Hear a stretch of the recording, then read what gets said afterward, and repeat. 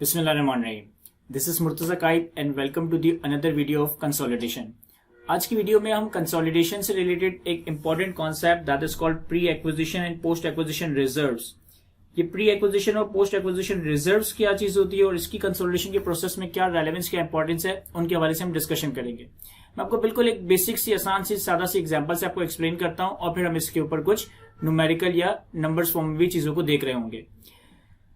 एक मेरा दोस्त है जो कि उसने कुछ देसी मुर्गियां पाली हुई है, तो हर सर्दियों के सीजन में जो है ना हम अपने दोस्त से जो है ना वो देसी मुर्गी के अंडे एक सर्टेन कॉस्ट पे परचेज कर लेते हैं। तो इस दफा सर्दी आई तो मेरे जहन में थोड़ी सी लालच आई।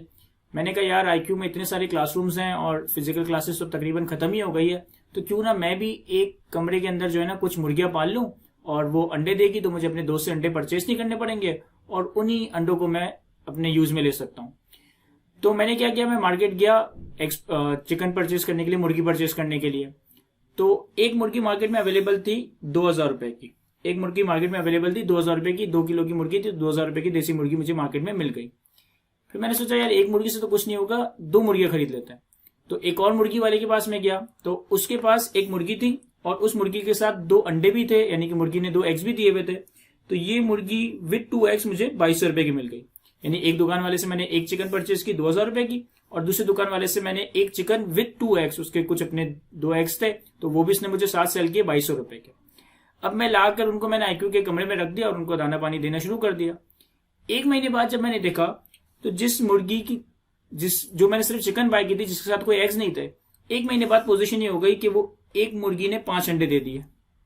और जब मैं उस एक मुर्गी और उसके 5 अंडे की वैल्यूएशन करता हूं तो ये कोई 2500 रुपए आती है। बेसिकली 2000 रुपए चिकन की प्राइस है और 100 रुपीज पर एग की प्राइस है। तो चूंकि इस मुर्गी के साथ 5 अंडे थे तो इसकी वैल्यू जो है 2500 हो गई। अच्छा, जो मेरे पास दूसरी मुर्गी थी जिसके साथ मैं एग भी लेकर आया था, तो उस मुर्गी के पास भी एक महीने के बाद 5 अंडे हो गए, यानी कि इसकी टोटल वैल्यू या टोटल प्राइस 2500 रुपए हो गई। 2000 रुपए चिकन, 100 रुपए पर एग के हिसाब से 5 एग के 500। अब अगर एक महीने बाद मैं ये पूछूं कि यार मेरी टोटल अर्निंग्स या मैंने टोटल इन चिकन से कितना कमाया है, तो सर पहले वाली चिकन ने तो 5 अंडे दिए, यानी कि आपकी अर्निंग्स क्या है 5 एग्स। दूसरी वाली चिकन के पास भी 5 एग्स ही हैं एक महीने के बाद, लेकिन दूसरी वाली एग के केस में ये 5 एग्स मेरी अर्निंग्स नहीं है, क्योंकि 2 एग्स तो मैंने परचेज किए थे ना। मेरी अर्निंग्स क्या है सर, जो 3 एग्स इस मुर्गी ने एडिशनल दिए हैं, यानी कि 300 रुपए, सर ये मेरी इस चिकन से अर्निंग है। यानी कि किसी भी एसेट को एक्वायर करने के बाद वो एसेट जो आपके लिए इनकम जनरेट करता है, इसे हम कहते हैं पोस्ट एक्विजिशन अर्निंग्स। इसे हम कहते हैं पोस्ट एक्विजिशन अर्निंग्स। और जब आप कोई एसेट या कोई बिजनेस या कोई सब्सिडी एक्वायर करते हो तो जितनी अर्निंग्स या जितने रिजर्व्स उस बिजनेस या उस सब्सिडी में रखे हुए हैं, these are called pre acquisition reserves.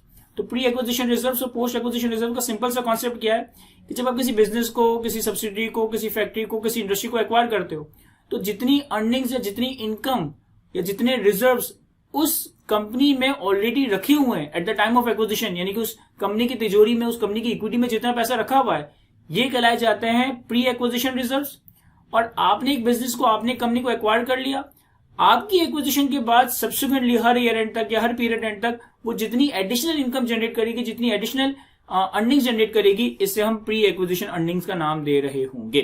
तो ये तो एक सिंपल सी, सादा सी एग्जांपल थी। अगर हम इसको एक डिबेंचर की फॉर्म में समझने की कोशिश करें, मैंने एक छोटी सी एग्जांपल लिखी आपके सामने। There is a debenture with a face value of 100, interest and coupon is 12% per annum and payment is made at the end of each year. एक डिबेंचर है जिसकी 100 रुपए की फेस वैल्यू, पार वैल्यू है, 12% का इस पे कूपन मिलता है हर साल के आखिर में। Company A purchase the debenture for ₹100 on 1 January 2023। Company A ने ये डिबेंचर 100 रुपीज का 1 जनवरी 2023 पे परचेज कर लिया। And company A sold such debenture to company B for ₹108 on 31st August 2022। और 8 महीने के बाद 31 अगस्त 2023 पे कंपनी ए ने ये डिबेंचर कंपनी बी को सेल कर दिया फॉर अ प्राइस ऑफ 108। अब अगर हम कंपनी ए, कंपनी बी की बुक्स में एंट्रीज देखें तो कंपनी ए, कंपनी बुक्स में क्या जनरल एंट्रीज रिकॉर्ड हो रही होगी? सर सबसे पहले कंपनी ए ने डिबेंचर परचेज किया 1 जनवरी 2023 पे, तो इसने एंट्री बनाई होगी debentures investment debit cash credit 100। Debentures investments debit और कैश क्रेडिट कर दिया होगा 100 से। फिर 8 महीने तक कंपनी ए ने इस डिबेंचर को होल्ड किया, यानी कि 8 महीने तक जब कंपनी ए ने इस डिबेंचर को होल्ड किया तो कंपनी ने 8 महीनों की एक तरह से इंटरेस्ट इनकम अर्न कर ली। तो 31 अगस्त 2023 पे कंपनी ए ने एंट्री बनाई होगी इंटरेस्ट इनकम पीएनएल में क्रेडिट कितने से सर? 100 का डिबेंचर था, 12% का कूपन था और 8 महीनों के हिसाब से हमें कूपन अर्न हो गया। तो हमने 8 रुपए की डिबेंचर के अगेंस्ट इंटरेस्ट इनकम रिकॉर्ड कर दी। अब मैं डेबिट क्या करूंगा? क्या मुझे ये इंटरेस्ट इनकम रिसीव हो गया है? The answer is no sir. Terms ये थी कि डिबेंचर के ऊपर जो पेमेंट है ना वो eight the end of the year होगी, यानी कि इंटरेस्ट की पेमेंट ईयरली बेसिस पे होगी। तो अब मैं डेबिट कैश तो नहीं कर सकता, मैं डेबिट कर देता हूं डिबेंचर्स इन्वेस्टमेंट को ही। जो मैंने इन्वेस्टमेंट डे 1 पे ही रिकॉर्ड की थी उसको मैं 100 से बढ़ाकर 108 पे ले आता हूं। अब मेरी बुक्स में ये इन्वेस्टमेंट 108 पे आ गई।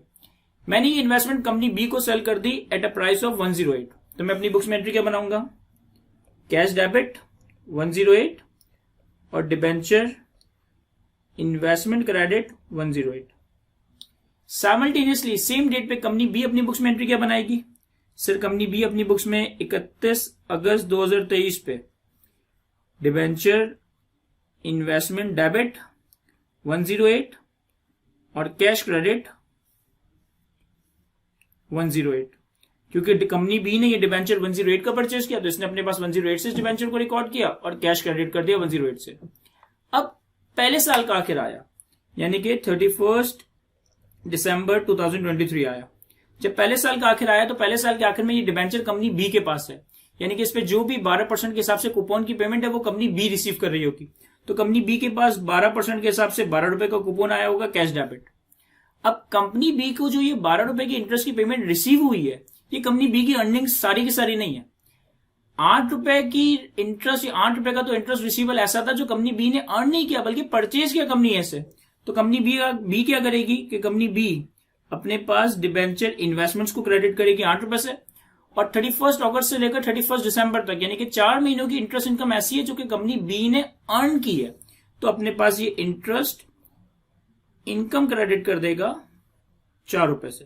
ये 4 रुपए सिंपली कैसे आया? 100 रुपए इंटू 12% इंटू 4/12। तो अब इस एग्जाम्पल में अगर आप मुझसे पूछें कि सर प्री एक्विजिशन अर्निंग्स और पोस्ट एक्विजिशन अर्निंग्स क्या है, कंपनी बी ने जब ये डिबेंचर बाय किया तो इस पे 8 रुपए का इंटरेस्ट ऑलरेडी एक्रू हुआ था। ये जो 8 रुपए का इंटरेस्ट डिबेंचर के ऊपर ऑलरेडी एक्रू हुआ है ना, इसे हम कहेंगे प्री एक्विजिशन अर्निंग्स, यानी ये अर्निंग्स का वो हिस्सा है जो हमारी एक्विजिशन से पहले का है। इसे कमर्शियल टर्म में, इसे प्रैक्टिकल टर्म में कहा जाता है डर्टी इंटरेस्ट।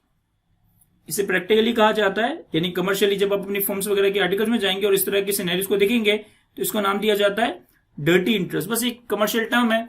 डर्टी इंटरेस्ट का मतलब है कि वो इंटरेस्ट का पोर्शन जो आपने अर्न नहीं किया बल्कि बाय किया है। और हमारी एक्विजिशन के बाद, डिबेंचर्स को एक्वायर करने के बाद सब्सिक्वेंटली हमने इस डिबेंचर से कितना कमाया? सिर्फ 4 रुपए। ये हमारी पोस्ट एक्विजिशन अर्निंग्स है। अभी हमने एक सिंपल से एक बिल्कुल देसी एग्जांपल देखी, फिर एक डिबेंचर की एग्जांपल देखी। इसी तरह से अगर इस सिनेरियो को मैं आपके साथ एक सब्सिडरी के साथ डिस्कस करूं, फॉर एग्जांपल कि आप एक सब्सिडरी कंपनी को एक्वायर करते हो, आप बीना पेरेंट कंपनी एक सब्सिडरी कंपनी को एक्वायर करते हो 1 जनवरी 2023 पे। 1 जनवरी 2023 पे जब आपने सब्सिडरी को एक्वायर किया तो इस सब्सिडरी के पास एसेट्स आ रहे थे 5 लाख रुपए के, इस सब्सिडरी के पास लायबिलिटीज आ रही थी 2 लाख रुपए की, यानी कि सब्सिडरी के नेट एसेट्स आ रहे थे 3 लाख रुपए के। और हमारी अकाउंटिंग इक्वेशन क्या है? Assets minus liability is equals to equity. हमारी अकाउंटिंग इक्वेशन जो बचपन से पढ़ते आ रहे हैं कि total assets is equals to total liability plus equity. तो अगर लायबिलिटी को हम इक्वेशन की दूसरी साइड पे ले जाए तो total asset minus total liability is equals to net assets या नेट इक्विटी। तो जिस वक्त मैंने 1 जनवरी 2023 पे सब्सिडी को बाय किया तो इसके टोटल एसेट्स 5 लाख रुपए, लायबिलिटी 2 लाख रुपए, यानी कि नेट एसेट्स और नेट इक्विटी कितनी थी? 3 लाख रुपए की। फिर वक्त का पहिया घुमा, 1 साल गुजर गया, 31 दिसंबर 2023 आ गया। अब मैं 31 दिसंबर 2023 पे सब्सिडी की पोजीशन देखता हूं तो सब्सिडी के एसेट्स 5 लाख से बढ़कर 7.5 लाख हो गए। सब्सिडी की लायबिलिटीज में कोई चेंज नहीं है, सब्सिडी की लायबिलिटीज अभी भी 2 लाख रुपए ही है। अब सब्सिडी के नेट एसेट्स कितने हो गए? सर 7.5 लाख माइनस 2 लाख 5.5 लाख रुपए। तो इसकी नेट इक्विटी भी कितनी होगी? सर 5.5 लाख रुपए की। लास्ट वीडियो में हमने ये डिस्कस किया था कि जब आप कंसोलिडेशन करते हो, जब आप ग्रुप फाइनेंशियल स्टेटमेंट्स बनाते हो तो पेरेंट कंपनीज की 100% एसेट्स, 100% लायबिलिटीज, 100% इनकम, 100% एक्सपेंस को हम कंसोलिडेटेड फाइनेंशियल स्टेटमेंट्स में प्रेजेंट करेंगे। लेकिन अब मैं ये कह रहा हूं कि जब आप कंसोलिडेटेड फाइनेंशियल स्टेटमेंट्स बनाओगे तो सब्सिडरी के 100% एसेट्स, सब्सिडरी की 100% लायबिलिटी और सब्सिडरी के इनकम और एक्सपेंस या इक्विटी का वो पोर्शन हम अपने कंसोलिडेटेड फाइनेंशियल स्टेटमेंट्स में लेकर जाएंगे जो सब्सिडरी को एक्वायर करने के बाद हमने सब्सिडरी से कमाया है। यानी कि अगर मैं इस एग्जांपल में देखूं तो इस सब्सिडरी के ईयर एंड पे 31 दिसंबर 2023 पे टोटल एसेट्स 7.5 लाख रुपए, ये पूरे 7.5 लाख रुपए के सब्सिडरी के एसेट्स हमारी कंसोलिडेटेड बैलेंस शीट पे चले जाएंगे। ईयर एंड पे सब्सिडरी की लायबिलिटीज आ रही है 2 लाख रुपए, ये पूरी 2 लाख रुपए की लायबिलिटीज हमारे कंसोलिडेटेड बैलेंस शीट पे चली जाएगी as a liabilities of subsidiary. और ईयर एंड पे सब्सिडरी की रिजर्व्स में, सब्सिडरी की इक्विटी में, सब्सिडरी की तिजोरी में 5.5 लाख रुपए का अमाउंट रखा हुआ है, लेकिन इस पूरे 5 लाख रुपए को मैं अपने कंसोलिडेटेड फाइनेंशियल स्टेटमेंट्स में लेकर नहीं जाऊंगा। रीजन बीइंग कि जिस वक्त आपने सब्सिडी को एक्वायर किया था उस वक्त इसकी इक्विटी में 3 लाख रुपए तो ऑलरेडी रखे हुए थे। 1 साल के बाद वो 3 लाख रुपए बढ़कर 5.5 लाख रुपए हो गए, तो हम 5.5 लाख रुपए को कंसोलिडेटेड फाइनेंशियल स्टेटमेंट्स में नहीं लेके जाएंगे, बल्कि इस इक्विटी में जितना इंक्रीज आया हमारी एक्विजिशन के बाद, सब्सिडी ने जितना फर्दर ग्रो किया, वो पोर्शन हमारी ग्रुप की इनकम है और वही पोर्शन इनकम का या रिजर्व्स का हम अपने कंसोलिडेटेड बैलेंस शीट में लेकर जा रहे होंगे। तो अगर 3 लाख की इक्विटी एट एक्विजिशन थी, 5.5 लाख की इक्विटी एट रिपोर्टिंग है, तो नेट इंक्रीज कितना आया सर? नेट इंक्रीज आया 2.5 लाख रुपए का। ये 2.5 लाख रुपए का जो नेट इंक्रीज है सिर्फ ये कंसोलिडेटेड बैलेंस शीट में जा रहा होगा। तो आज की वीडियो से हमने क्या सीखा सर? आज की वीडियो में हमने ये बात समझी है कि जब हम कंसोलिडेटेड फाइनेंशियल स्टेटमेंट्स बनाएंगे, जब हम ग्रुप फाइनेंशियल स्टेटमेंट्स बनाएंगे, तो पेरेंट की 100% एसेट्स, पेरेंट की 100% लायबिलिटी, पेरेंट की 100% इनकम, पेरेंट की 100% एक्सपेंसेस, पेरेंट की 100% इक्विटी, पेरेंट की तो 100% चीजें कंसोलिडेटेड बैलेंस शीट में जाएगी। लेकिन सब्सिडरी के 100% एसेट्स, 100% लायबिलिटी, लेकिन इनकम, एक्सपेंस और इक्विटी का सिर्फ वो पोर्शन आपके कंसोलिडेटेड फाइनेंशियल स्टेटमेंट्स में जाएगा जो पोस्ट एक्विजिशन अर्निंग्स है। यानी सब्सिडी को एक्वायर करने के बाद सब्सिडी ने जो कमाया है या गवाया है in the form of losses, सिर्फ पोस्ट एक्विजिशन अर्निंग्स या पोस्ट एक्विजिशन रिजर्व्स को आप अपने कंसोलिडेटेड फाइनेंशियल स्टेटमेंट्स में लेकर जा रहे होंगे। तो आज की वीडियो में हमने एक बड़ा इंपॉर्टेंट कॉन्सेप्ट समझा, that is called post acquisition and pre acquisition reserves. आज की वीडियो को यहीं तक रखते हैं। Thank you, Allah Hafiz.